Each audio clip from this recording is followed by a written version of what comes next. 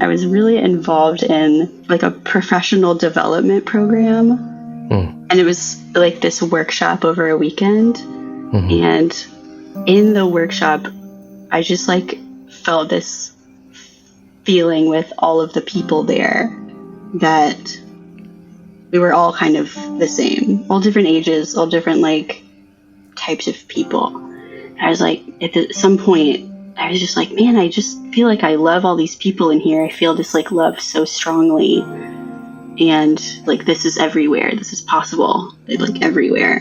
And then I think shortly after that, I had like my first psychedelic experience, which was very similar. I remember how like vivid everything was in a way I had never experienced before. Just like the colors and the sharpness of everything.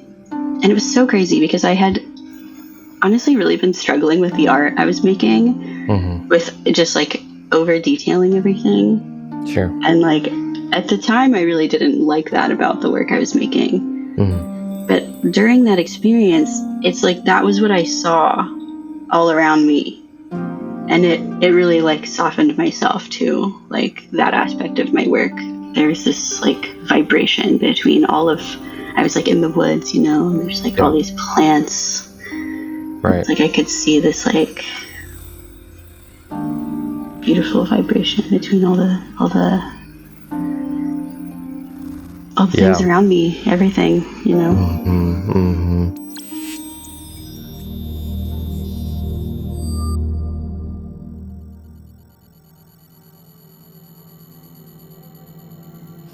All right, we are rolling, and I'm here with my friend Kara Timmons. How's it going this morning?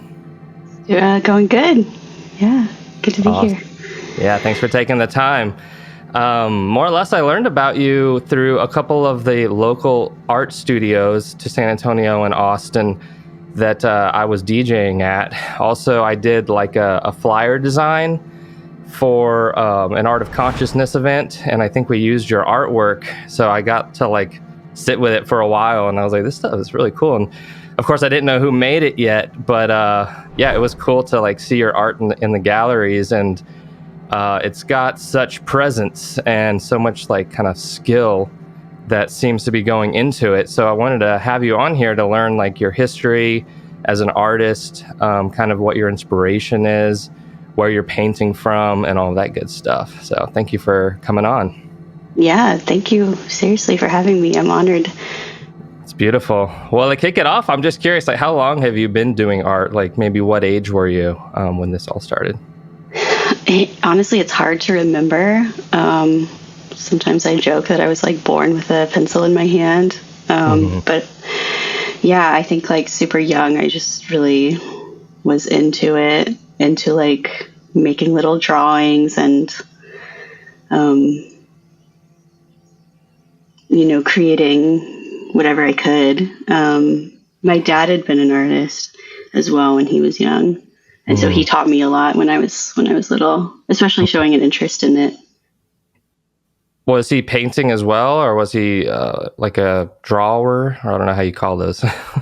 He had done a bunch of different things, but he had these like insane drawings. One was like a mad scientist with like an eyeball in his hand, which I thought was the coolest thing ever.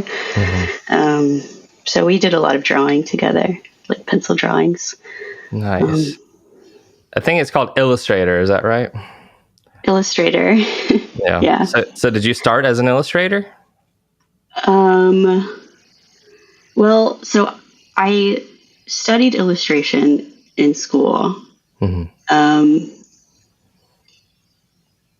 And that's kind of like a whole conversation in itself, right? Like illustrator versus painter, fine artist. But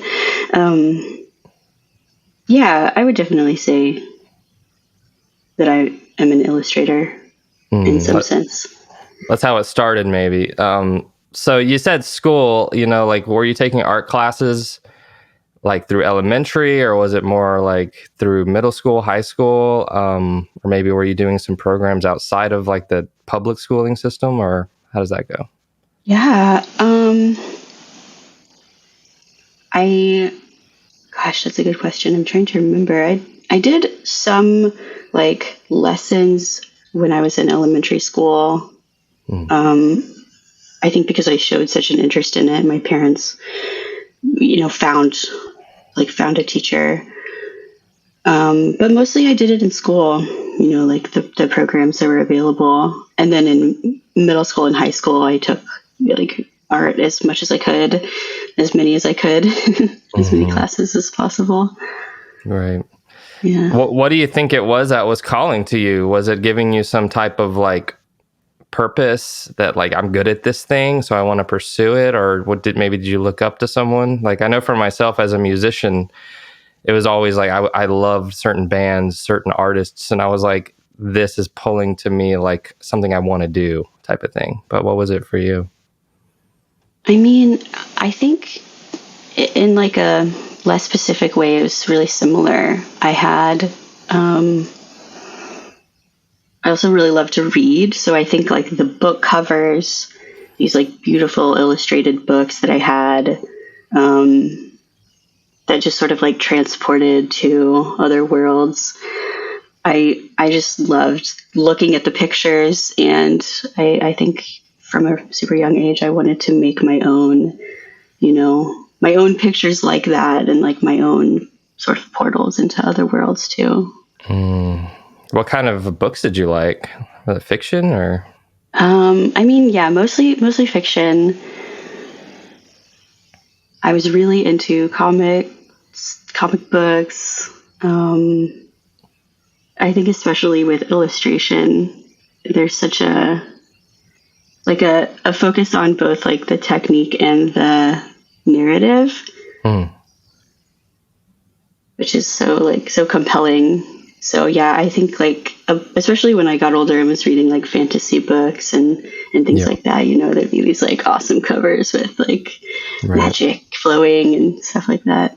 It's awesome. You said comic books. Did you ever get into manga, like the Japanese comic? Yeah. Oh yeah. Oh, Me yeah. too. Me too.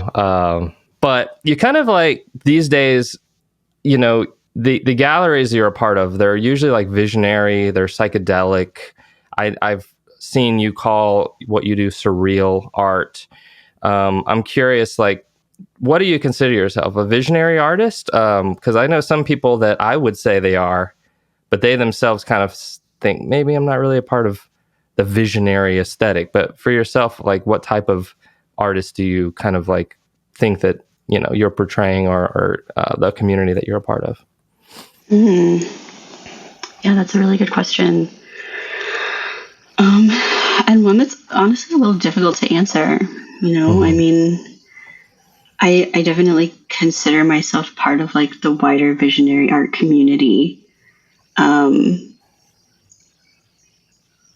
But I sort of like know in myself that like I sort of have this tendency to consider a lot of art to be like coming from a place of like what could be considered like a visionary like partnership with, creative source.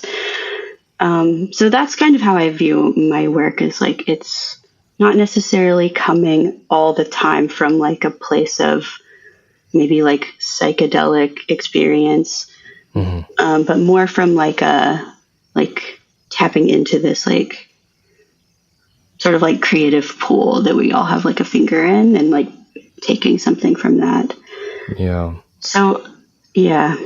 Yeah, there's a lot of like symbolism in your work, of course, symbolism speaks to each person differently. Like, I remember commenting on one of your new pieces that had a snake on it. I was like, Kundalini, but that's just like what snake speaks to me. Yeah, like, well, first of all, like, what does the snake speak to you? Because that's like one of your latest pieces, and that thing hits. Yeah.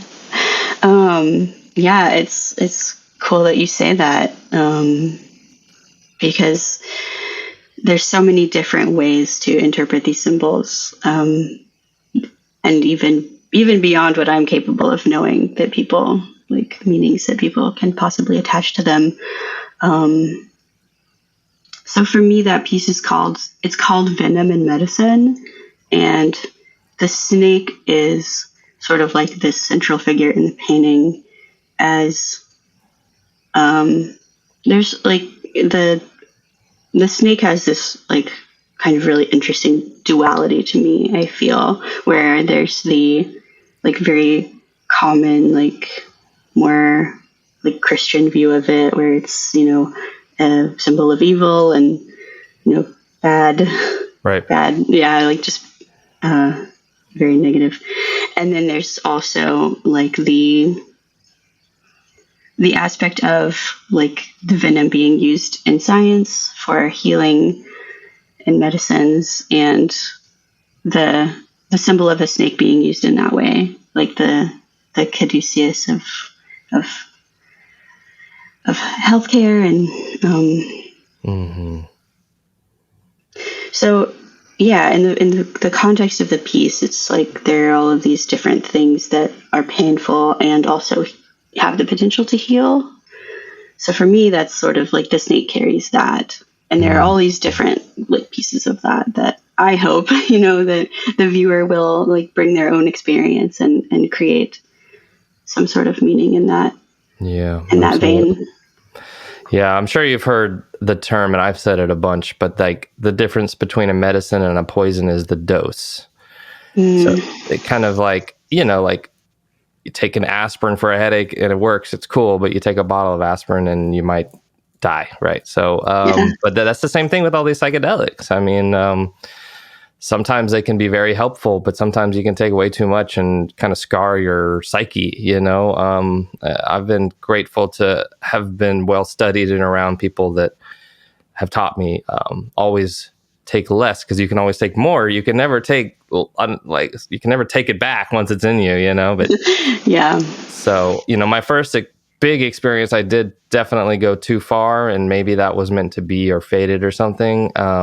And I luckily was able to navigate that. But yeah, it's an interesting idea with the snake there, that it's representative of both like the venom and the medicine. And I always thought that caduceus symbol was so interesting, how we use it for medicine.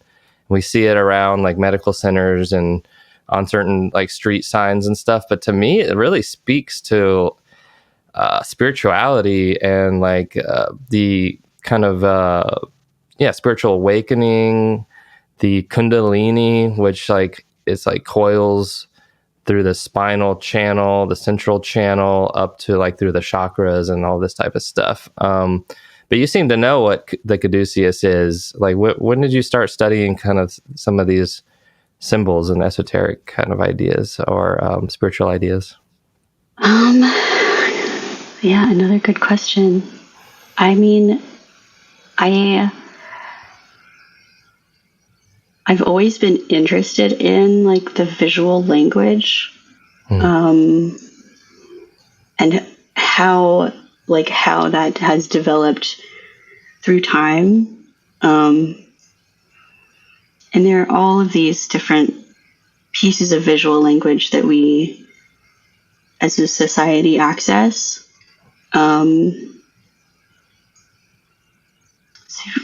I think it's less of like an interest in esoteric symbols, although I definitely do have that as well.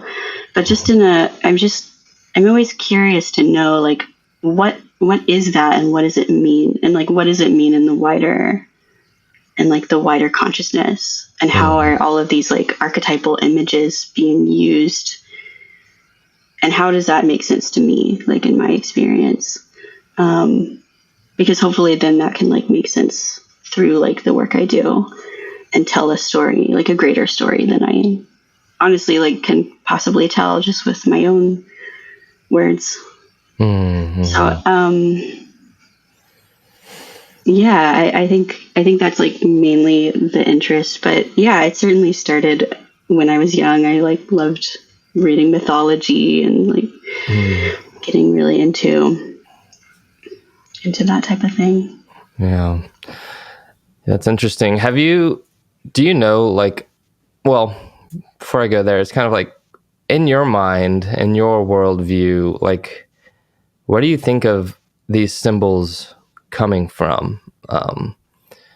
Yeah, I mean, it's interesting. Everyone maybe is pulling from the same place. Earlier you said creative source. I guess I'm curious, like when you get a flash of like the imagery that you want, that inspires you to like create a painting.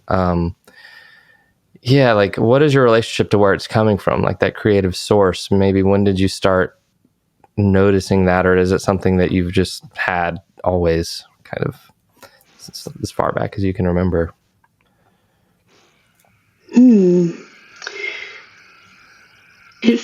It feels like I've had it, like I've always had it. But it's a little hard to say, right? Because I think like as you start to notice, especially I think as you develop more of a spiritual practice and like a self-awareness practice, you can, or at least I can, it seems to come more frequently and I can make more sense of it, I guess is what I'm trying to say with that. But yeah, I think I've always had that. Yeah, I used to be super creative as a kid, and the way that I would play and like go outside and feel like I was in a movie or in a video game, like I always had that sense of creativity, but like the whole like psychedelic creativity, creative source connection didn't come until psychedelic experience for myself, because I got some type of download about my place in the cosmos. And yeah, I was like getting fed these like creative ideas, just like so many I couldn't even keep up. It's like, create this, create this, create this. Whoa. I'm trying, I'm trying. Yeah. But it's just like it unlocked something that was like dormant. And that's why I always refer to Kundalini, because when you look that up, it's kind of like this dormant force, the creative force everyone has, but not everyone is open to at first. It takes like, some people naturally have an awakening through it. Some people it comes through psychedelics. Some people it comes through yoga, meditation. But so, we're talking a little bit about like spirituality, spiritual practice. Does that come with your family, or what kind of pushed you in that direction of, maybe reading spiritual texts or going on some type of little like quests to understand it? Was it the mythology, or, I guess I'm wondering when did like this spiritual journey start? And of course we're all on one from the moment we take our first breath, but we don't really maybe know that until like you either study it or get some type of download. But yeah, for yourself, when did the spirituality kind of interest begin? Yeah.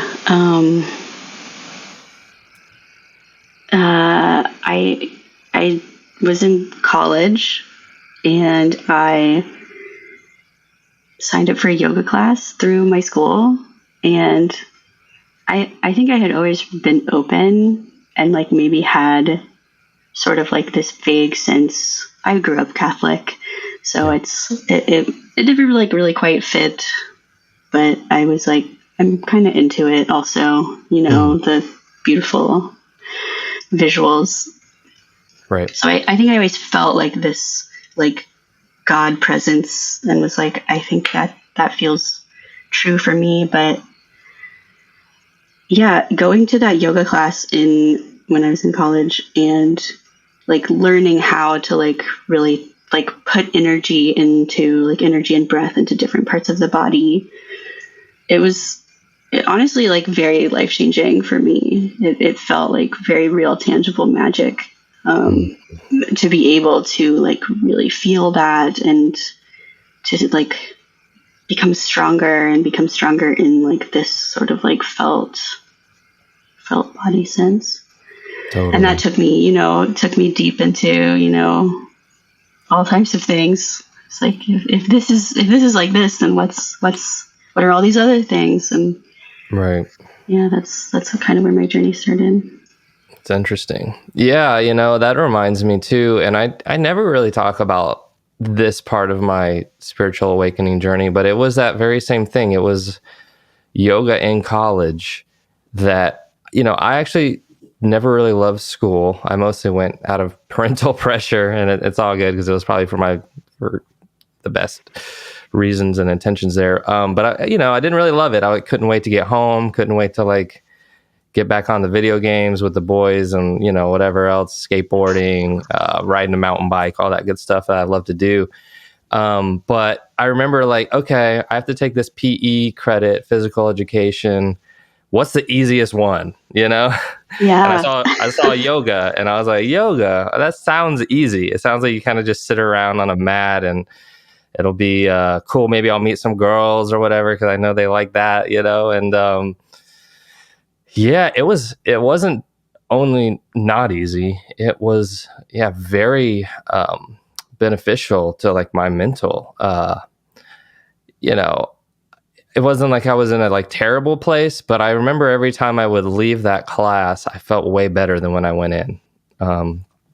It's almost like this clarity would dawn over me. Like my thoughts feel so clear. Just after this 1 hour class, I could just direct my thoughts better. Felt just like, I guess technically it's like prana energy in the body.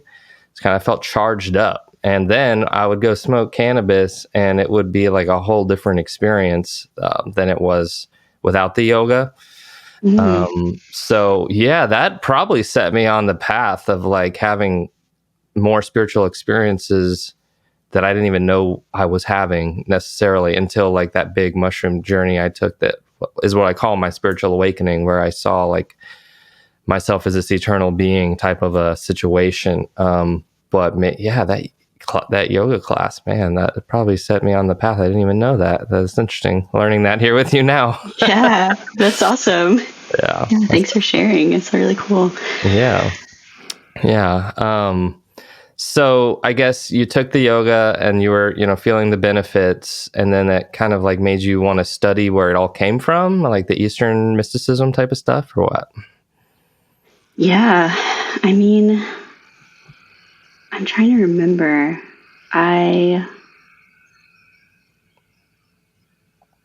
Because I guess it was still kind of a while after that before I really got like deep into it, and like really started to like look up on YouTube like guided meditations. And I think like one of my friends who I met was like doing like Reiki, and so I had like a Reiki session, and it's like just all this was like so new to me, Yeah, I'm trying to remember where in the timeline the psychedelics fall, because it's kind of a weird story. But so for me, it's less of like the Eastern mysticism and more of maybe something different. I was really involved in like a professional development program. And it was like this workshop over a weekend. And in the workshop, I just like felt this feeling with all of the people there that we were all kind of the same, all different ages, all different like types of people. And I was like, at some point, I was just like, man, I just feel like I love all these people in here. I feel this like love so strongly.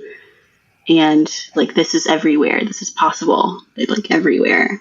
And then I think shortly after that, I had like my first psychedelic experience, which was very similar.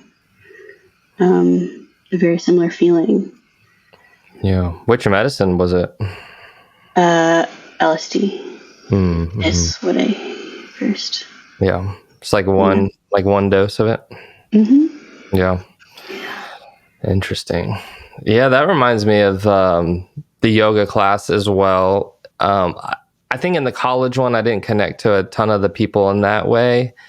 But the first time I went to like a Kundalini yoga class, I could feel that spiritual intention and this connection to all these like maternal figures, because it was like full of older women. But they were all like rooting me on, like, let's go, Matt, let's go. And I was like, man, y'all are like my spiritual aunts up in here or something, Yeah, so it was cool. But yeah, I felt that. It was like, these people are like my spirit fam or something, Yeah.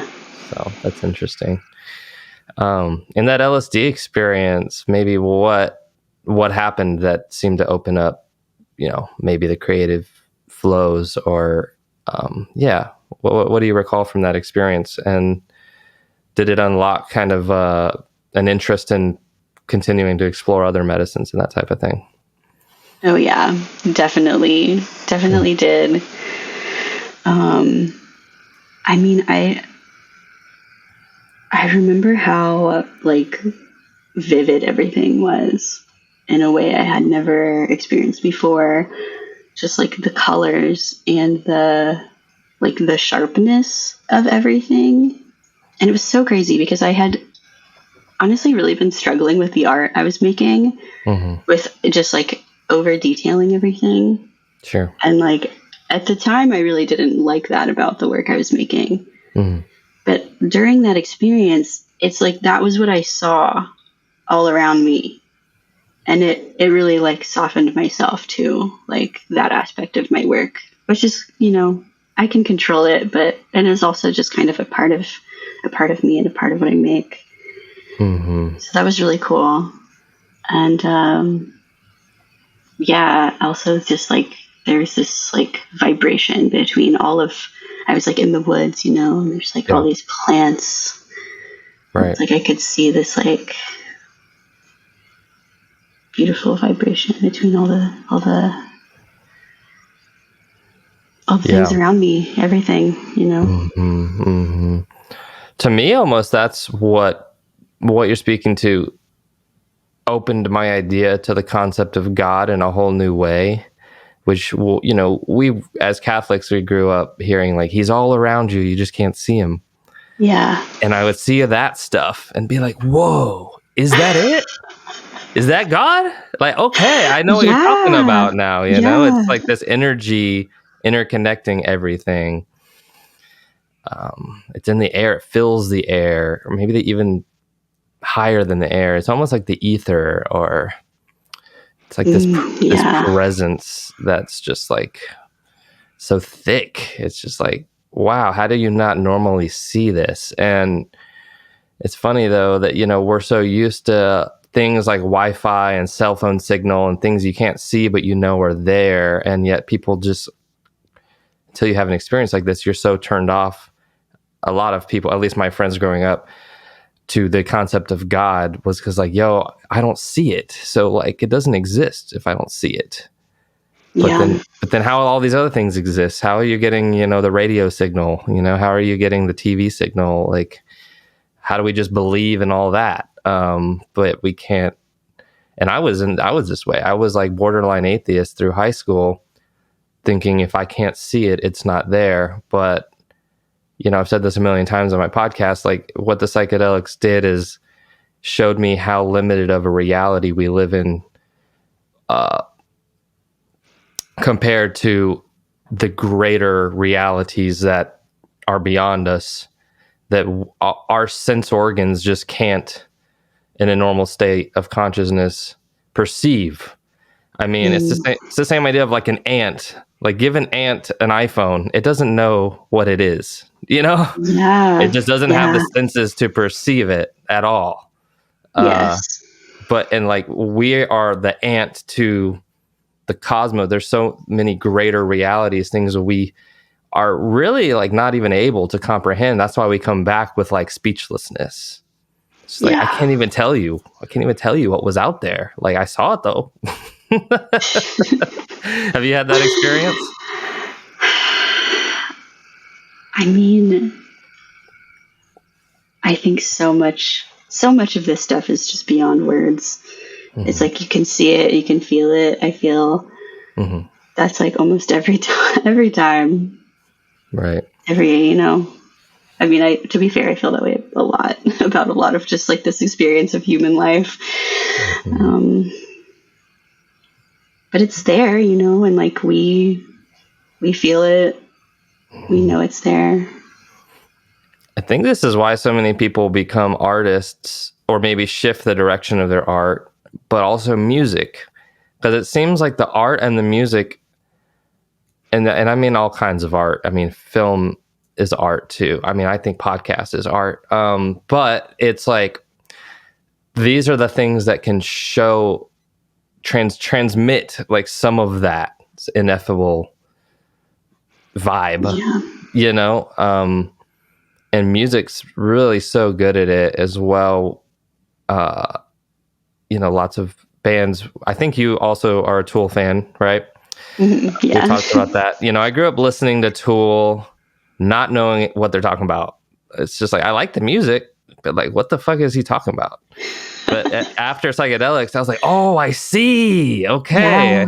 So he, and that's the difference is like, once you have some of the context, you can see so much more. And I'm not saying Maynard only ever wrote about psychedelic stuff, but you could just tell he was a very existential thinker and poet. And I could see so much more of that existentiality once I had my own existential experience, which I really had never had other than like maybe dreams.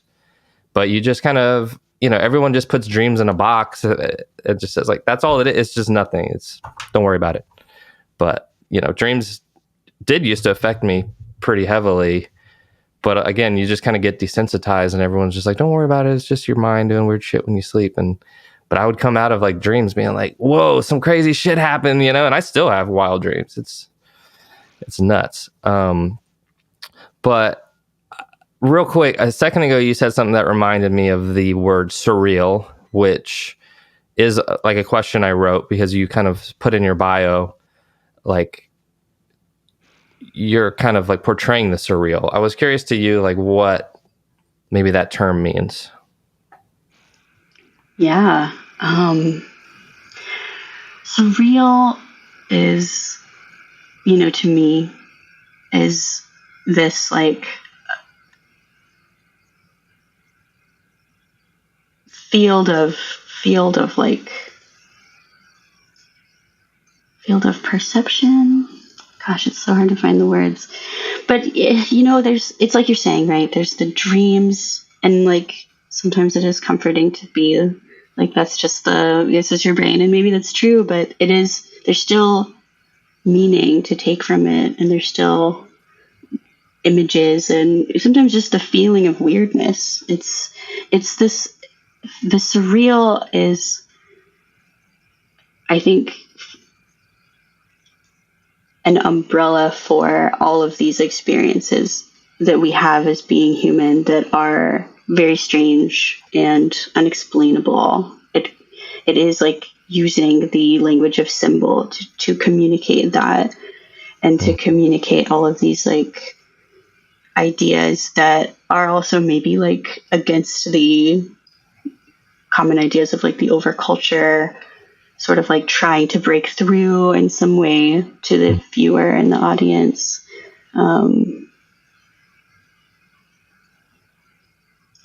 Gosh, I feel like I'm getting off track now. No, you're doing great. You're doing great. I mean, surrealism has like such an interesting and long history. Right. But yeah, I mean, it's so weird. Being human is super weird. It's like it just never ends. The weirdness, rabbit holes go on and on. Right, they really do. I think when I think of the word surreal, and I have heard it as a genre of art previously, but not necessarily understood it until this one experience that I had, that essentially things felt realer than real. It was like beyond the real. I mean, I guess I think of our daily life as real, but in this state I was in with one of my bandmates out in the woods, everything felt so much more real. It was like I'm seeing deeper layers of the real, and this is surreal. I think I even said that. I was like, this is surreal. Like, whoa. I'm seeing like so much more presence in the rocks, in the grass, in the sky. Is like hyper real. It's like my mind stopped analyzing and could just see it for what it was, this infinite force, this infinite kind of beauty, really. Like beauty that term came to mind a lot, because, you know, we usually don't look at like a field of grass and think how beautiful, but like I certainly was. I was like, this is freaking beautiful, man. So I don't know. So for me, surreal means like realer than real, and referring and pointing towards the inherent beauty of creation is what I would say.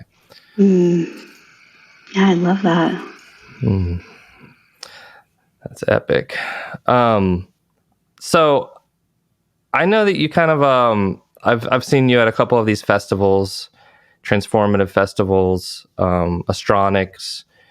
I guess, when did all that start? When did you start getting invited or just finding your way to some of these festivals, and did that inspire you artistically to maybe participate in those communities and that type of thing? Yeah, I started sort of like as soon as I could after the pandemic. Before that, I had been, you know, pretty shy, but you know, I started at that point, and mostly to find community. I just had this like really strong feeling to like find the others, and I knew that's where they would be. Right before the pandemic, I had done a workshop with Amanda Sage, who's incredible artist and teacher, and yeah, that just like really lit a fire in me to just keep like meeting these like amazing people.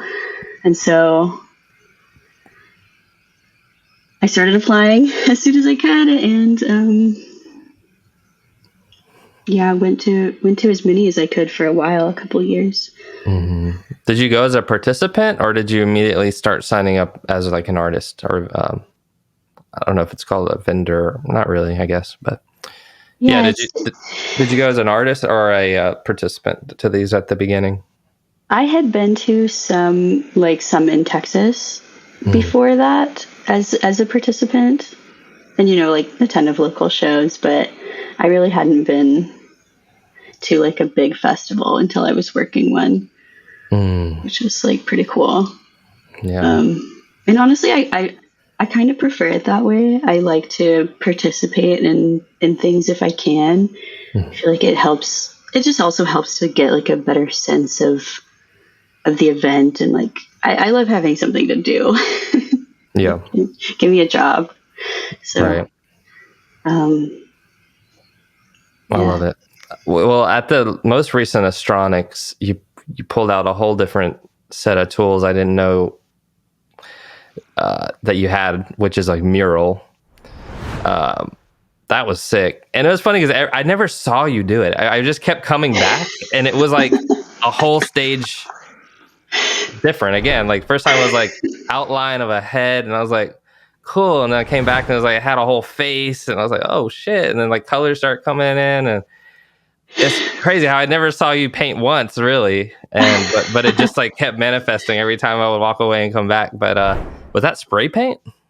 Yeah, I started with spray paint, which I think that's probably why it happened so fast with the cans. It surprised me. I thought I would be working on that way longer, and I definitely could have. Yeah. But so, how, like, when did Mural start, or was that one of your first ones? I just hadn't really seen that before. Yeah, that was my first one. At least the first one that's like my personal work. I've done like big logos and stuff like that many years, but yeah, my first personal work. Nice. Mural. Dang. And it was really cool, you know. I love that festival. It's super close, and just like amazing friend, homie vibes. So it's just like an amazing container to be able to do that. Absolutely. Pull out something new. Yeah, actually this Friday I'm having Nick on, the owner of Astronox. So. Oh, heck yeah. I'm excited. Yeah, same. It's one of my favorite festivals. I think it was Payson who put me on to it, and he was like, this one you're going to like a lot. I was like, okay, let's go. So he kind of showed me the ropes out there, and yeah, I've played once or twice, and it's freaking cool. It's a great festival. But when I think of murals, I always think back to this film exit through the gift shop. Did you ever see that? Yeah. Did you ever It's been want a to while. did you ever want to do street art or something? Because like I saw that and I wanted to do street art in a sense, but I'm not a visual artist in that way. But what I did do is I like made a ton of time wheel stickers and I would slap them everywhere I went and feel like I was in the movie. Just like, Yeah. Mr. Brainwash, you know? But Oh, I love that. yeah, but for yourself, like, did you ever want to do street art or You you like the know, fine art route? I really love the fine art route, but I don't know, it's kind of funny. When I was in school, I remember one of my professors like really wanted us to like print out our work and go and like wheat paste it on walls. And Right. it was just like, what's going on with this? Like, I don't know. It didn't feel super calling to you? I mean, it's kind of dangerous. I mean, that's what I'm saying. I'm like, we're, yeah. Trying to get us in is that trouble, legal? teacher? Yeah. They're like, live on the edge, kids.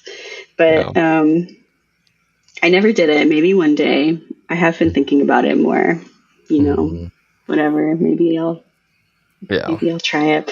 But yeah, I love getting into details. I love like the technique. I love making like a beautiful object. And, right. Street art is, a different beast.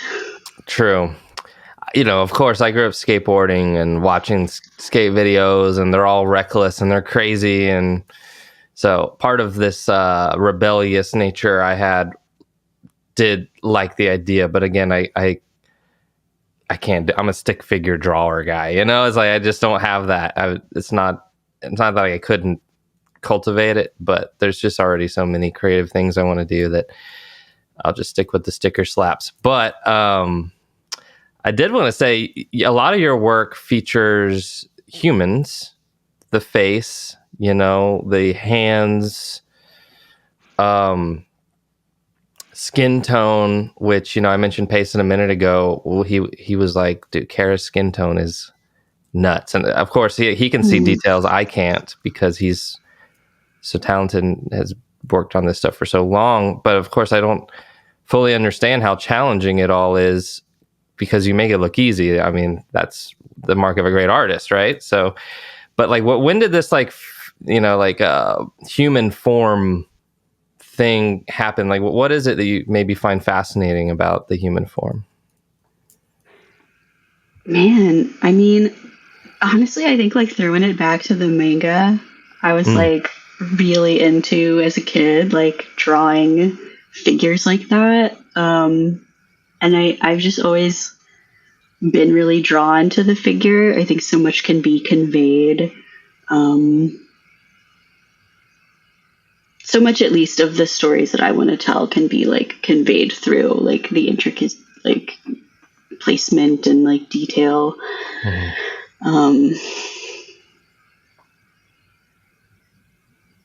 Yeah. It kind of is like divine, right? I mean, I remember like Michelangelo would create like these like angelic images of humans and like maybe God on a cloud, and they're like reaching out and the fingers are touching or whatever. It's like, yeah, but it made humans feel higher, like more of a divine presence. Do you see that about humanity? Sure. Like are you saying that like figurative art is maybe like a mirror to relationship with divinity? Yeah, well, it's like pointing towards our divine essence. Like when you can portray humans amidst, like one of your pieces, I don't know all their names, but like there's I think a woman in like fractal geometry all around. It's almost like a heavenly vibe to me. I think that might be the pearl.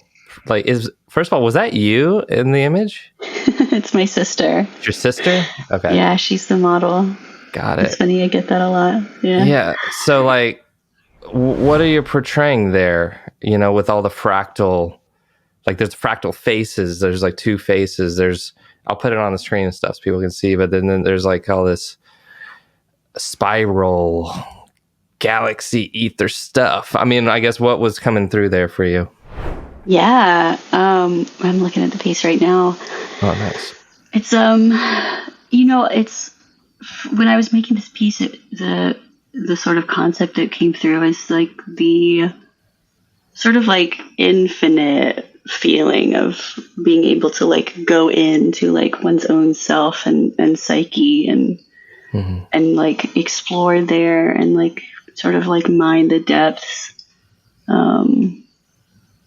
And then also like then I'll like go out and like examine the relationship to everything that ever is and was and will be out then in perpetuity as well. And so the fractals were kind of that sort of visual space of being in like the ether of like raw energy, I suppose. That's awesome. Yeah, I feel like it would probably make a lot of people appreciate themselves more to see themselves in that way, like through your artwork. It's kind of like empowering their confidence or their, a lot of people are hard on themselves in today's world. It's always like they're comparing to others and blah, blah, blah. And like, I'm not as pretty as her, or I'm not as handsome as him, or I'm not as strong, but like when you see yourself in like a form like what you paint people, I feel like it would do them a service in a sense, I completely agree. I mean, I've had experiences in figure drawing sessions, figure painting sessions, where it's just like to experience another person's physical form in such a way that you're just noticing like the smallest details, right? Like a bit of blue on their arm and like a bit of it just feels so sacred and so loving. And it's like, I sometimes get like overcome and I'm like, okay, I gotta chill. Like I'm in in class, but I think if everyone could experience others that way and themselves that way, it's so moving. It's just so moving to really pay attention like that. Right. And I love it every time I get to do that.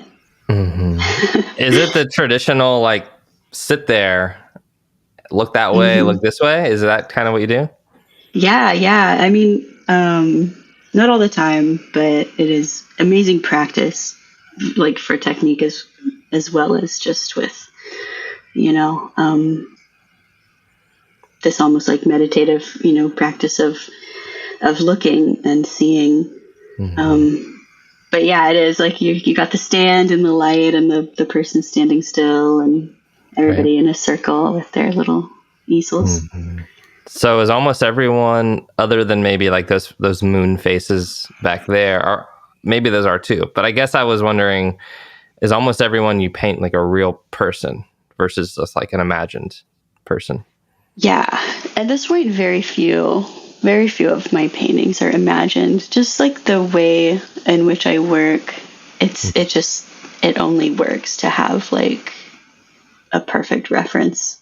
And it always changes, of course. It's never quite like photorealism, but yeah, they're almost all real people. Wow, that's awesome. Very cool. Let's see about more or less. I have like two more bigger questions. One is like about the creative flow. Is there anything that you do to find yourself in the creative flow? Like, do you just wake up and it's there? Or do you have to like do a practice or drink a tea or, like something that just like is your thing that puts you into like, I'm ready to work on my art? I mean,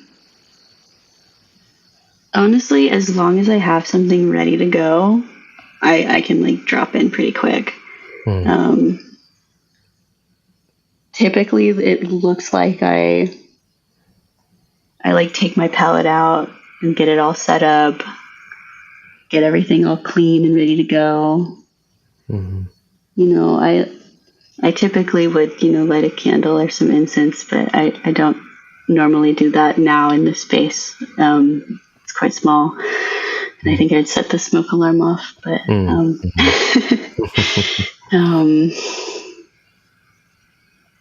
but yeah, I mean, I do spend a lot of time, like, before I start, taking a lot of time with the piece that I'm working on, or pieces, and like looking and like noticing where I want to change something or make the next move. And sometimes I keep a list, like I'll just write it down, especially as I'm getting close to the end of a piece. But yeah, once I get started on one thing, it's just like, what's next? And I can bounce around and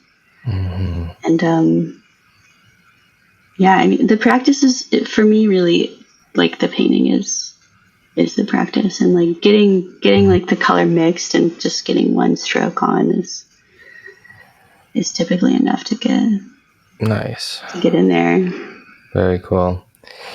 Other than painting, are there any other like hobbies that you find yourself like drawn to, like things that excite you to want to either get better at, or just something that rejuvenates you when maybe you've been working too long or too hard, or, you know? Yeah. I mean, definitely yoga still. It's like been a part of my life for so long. And I love going on long walks outside to sort of like be rejuvenated after working, especially for my eyes. I feel like as I'm getting older, like my eyes are, I don't know if you have that feeling too. I mean, I look at computer screens a lot, so maybe for a different reason, but yeah, that'll do it. But yeah, I like to try new things quite a lot, especially like physical things. You know, I like lift weights, and you know, sometimes I like spin poi with my partner, and she just started trying to teach me how to play guitar, so that's been fun. You know, just it's really helpful to have different hobbies to do. Just to, you know, to have like a different, I think having the experience of learning has been really like important for me. Because with the art, I've been doing it for so long. There's always more to learn, of course, but that's like I don't necessarily get that anymore all the time, at least. True. So, yeah. It's funny to think that you could get to a place that maybe you go to a workshop even with an artist that you've looked up to, and you're kind of like, I know all this.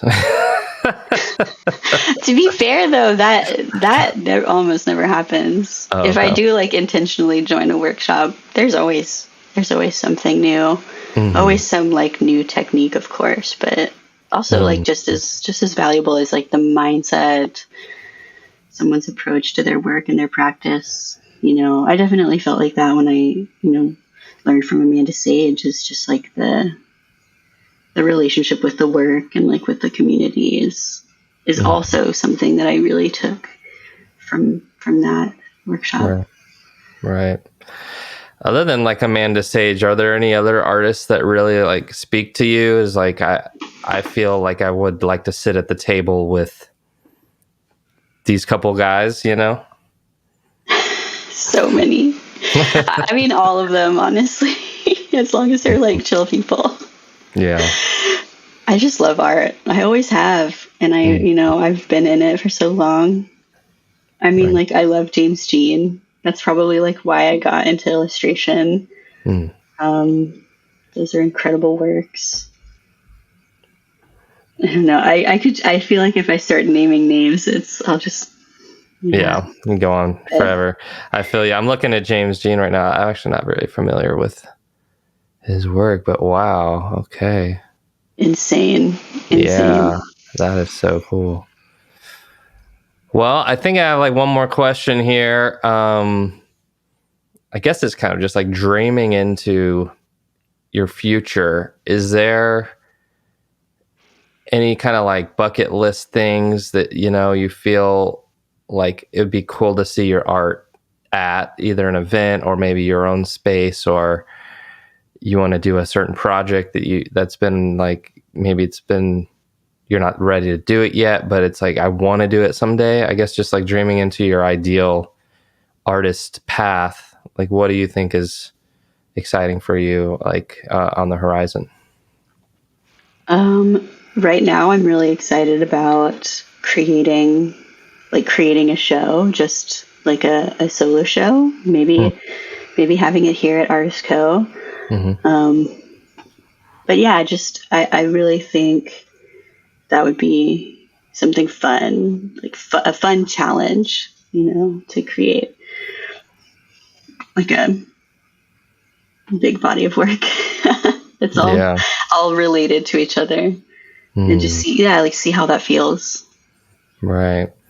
Well, that, you know, how long does a piece take, I guess?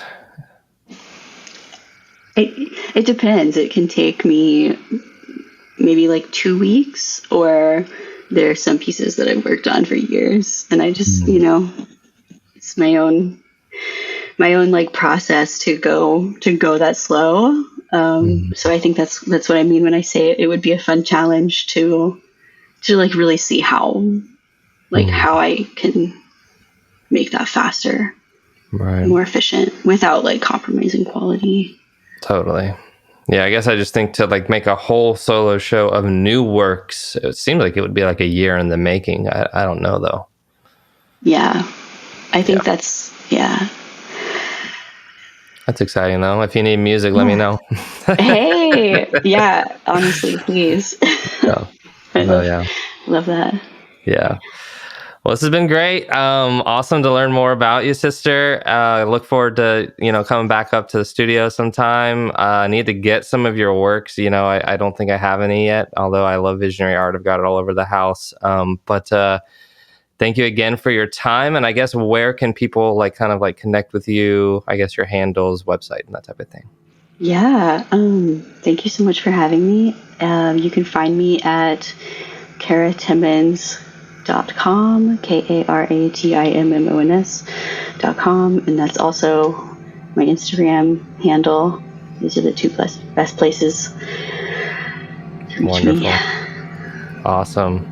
All right. Well, thank you once again. Thank you all Thank you to all the listeners, and we'll catch you on the next episode. Peace. Bye.